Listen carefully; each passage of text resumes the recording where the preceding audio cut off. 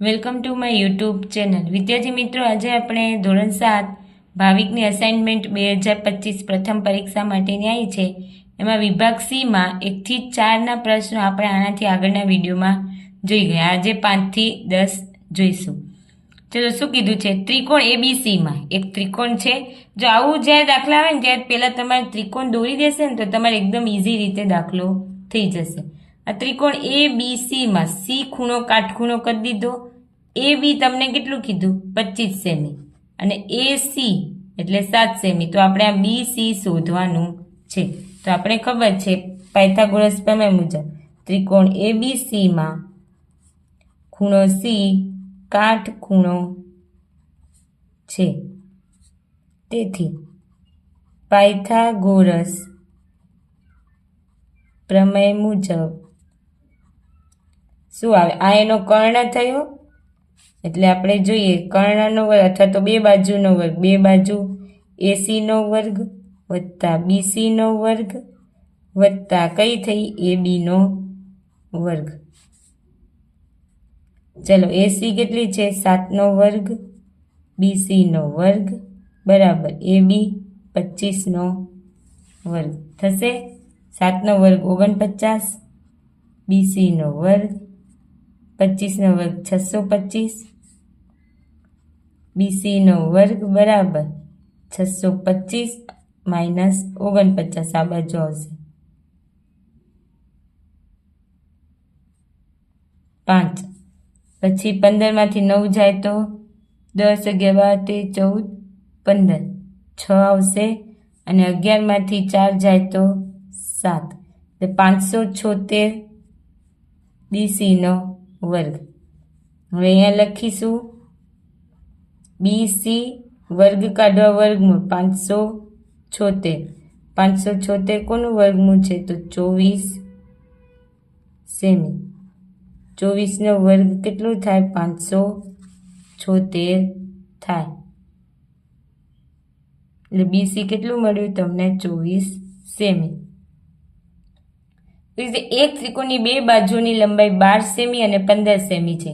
તો ત્રીજી બાજુની લંબાઈ કયા બે માપની વચ્ચે આવવી જોઈએ? જો એકવાર તો કેનાથી મોટી? 12 વત્તા 15 કેટલા થાય? 5, 6, 7 અને 2 અને 15 માઇનસ 12 કેટલા થાય? 15 માઇનસ 12 3.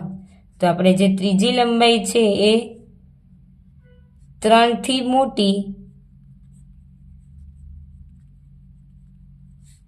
અને 27 થી નાની હોવી જોઈએ. 12 થી મોટી અને 27 થી નાની હોવી જોઈએ. ચલો, હવે એક ચોરસની લંબાઈ તો તેના x છે તો તેના વિકર્ણની લંબાઈ. હવે આ એનો ચોરસ છે, આ એને શું કહેવામાં આવે? વિકર્ણ. હજી આમ બી થાય એનો વિકર્ણ. પણ x x x x ચોરસની ચારે બાજુ કેવી હોય? સરખી. તો જો અહીંયા જોશી ત્રિકોણ પી ક્યુ અને આર. આ ત્રિકોણ બને છે ને, ત્રિકોણ પી ક્યુ આર. તો ત્રિકોણ પી ક્યુ આરમાં આપણે ખૂણો ક્યુ કાટખૂણો છે. જ્યારે કાટખૂણો આવે ત્યારે પાયથાગોરસ ભાઈને યાદ કરવાના. પાયથાગોરસ પ્રમેય મુજબ આ કર્ણ થયો તો પી ક્યુ બાજુ થઈ, એક પી ક્યુનો વર્ગ, બીજી બાજુ ક્યુ આરનો વર્ગ અને આ કર્ણ થયો એટલે બરાબર પી આરનો વર્ગ. આપણે કર્ણ એ જ વિકર્ણ છે, કર્ણ એ જ વિકર્ણ ચોરસમાં. ચલો, પી ક્યુ એક્સનો વર્ગ, અહીંયા એક્સનો વર્ગ બરાબર પી આરનો વર્ગ. X square plus x square બરાબર પી આરનો વર્ગ. એક એક્સ સ્ક્વેર એક એક્સ એટલે 2x સ્ક્વેર પી આરનો વર્ગ. આ બાજુ આવશે તો વર્ગમૂળમાં 2x સ્ક્વેર બરાબર પી આર. તો તમને પી આર મળશે. 2નું વર્ગમૂળ ના નીકળે એટલે 2 અને x સ્ક્વેરનું વર્ગમૂળ x નીકળે એટલે √2x તમને વિકર્ણ મળશે. એટલે વિકર્ણની લંબાઈ રૂટ વર્ગમૂળમાં 2x આવશે। ચલો હવે 8મું, જેની બાજુઓની લંબાઈ 40 સેમી અને વિકર્ણની લંબાઈ 41, આ એક બાજુ આપી દીધી છે 40 ને એનું વિકર્ણ 41, તેવા લંબચોરસની પરિમિતિ। તો હવે આપણે આ ત્રીજી બાજુ મળી જાય થઈ જાય ને। તો હવે જો ત્રિકોણ કયો છે, આ DEF છે ને, આ ત્રિકોણ, આટલો ત્રિકોણ, એમાં કયો ખૂણો કાટખૂણો છે E। તો ત્રિકોણ DEF માં તમે અહીંયા કોઈ બી નામ આપી શકો સળંગ ABCD ના, ખૂણો E કાટખૂણો છે। તેથી પાયથાગોરસ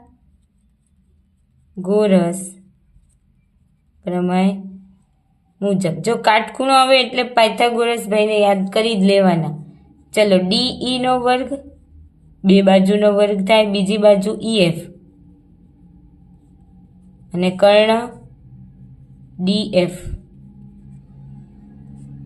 ચલો DE કેટલું આપેલું છે, 40 નો વર્ગ, EF તો આપણે શોધવાનું, DF 41 નો વર્ગ, 40 નો વર્ગ એટલે 4 ચોક 16 અને 2 શૂન્ય વત્તા EF નો વર્ગ, 41 નો વર્ગ 1681।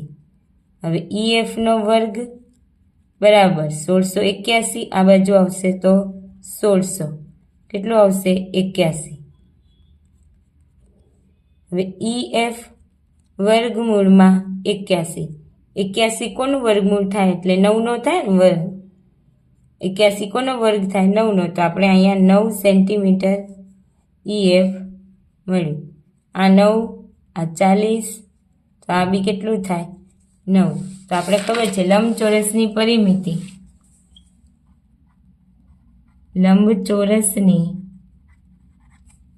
પરિમિતિ બરાબર 2 કૌંસમાં લંબાઈ વત્તા પહોળાઈ, 2, એક લંબાઈ 40 છે અને બીજી પહોળાઈ કેટલી આવી 9, 2 ગુણ્યા 49 થાય ને, 40 વત્તા 9 દુ 18 વધી 1, 4 દુ 8 ને 1 9, તો 98 સેમી એની પરિમિતિ થશે।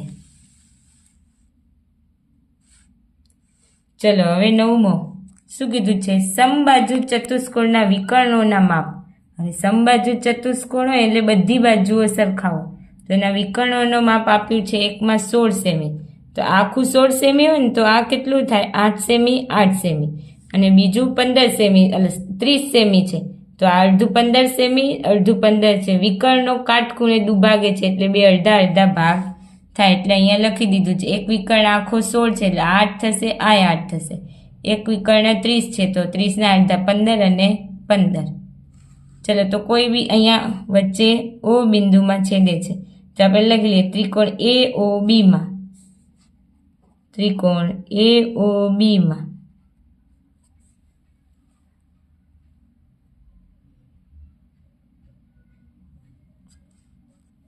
ખૂણો O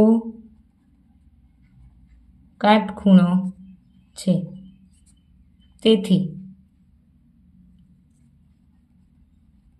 પાયથાગોરસ પ્રમેય મુજબ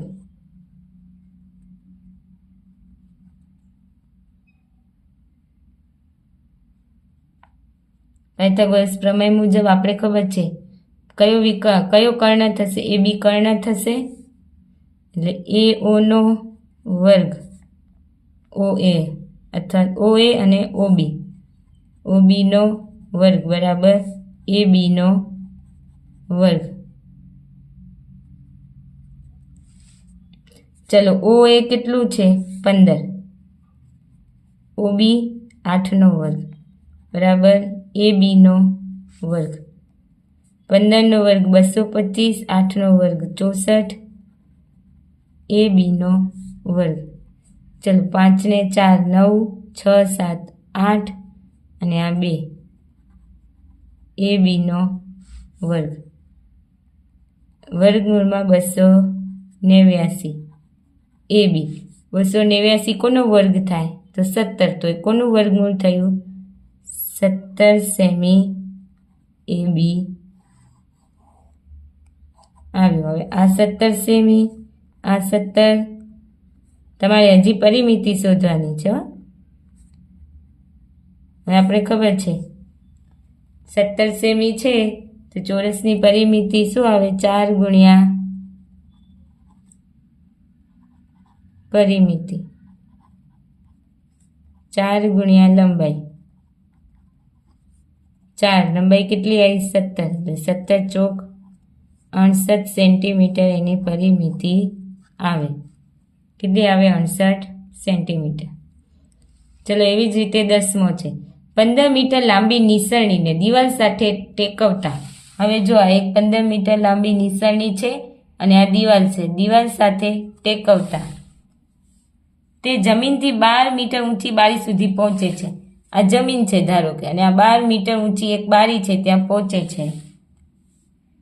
નિસરણીના જમીન પરના છેડાથી દિવાલનું અંતર એ છે, એ શોધો. હવે આ નિસરણીના જમીન પરના છેડાથી આ દિવાલનું અંતર, એટલે આ દિવાલ ક્યાં અહીંયાથી શરૂ થાય છે ને, તો એનું અંતર શોધવાનું છે.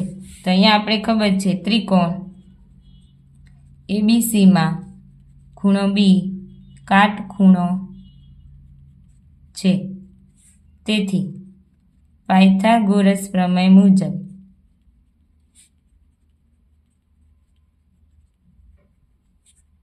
AB નો વર્ગ વત્તા BC નો વર્ગ બરાબર કર્ણ કયો છે? AC નો વર્ગ. AB નો વર્ગ 12 નો વર્ગ, તમને BC નો વર્ગ A આપ્યો છે એટલે A નો વર્ગ, અને AC 15 નો વર્ગ. ચલો 12 નો વર્ગ 144, A નો વર્ગ 15 નો વર્ગ 225, A વર્ગ બરાબર 225 માઇનસ 144. 5માં 4 જાય તો 1, 12માંથી 4 જાય તો 8 અને 0. હવે A વર્ગ કાઢવા, અહીંયા વર્ગમૂળ 81 કોનું વર્ગમૂળ છે? તો 9. તો A બરાબર 9 સેન્ટીમીટર આવશે.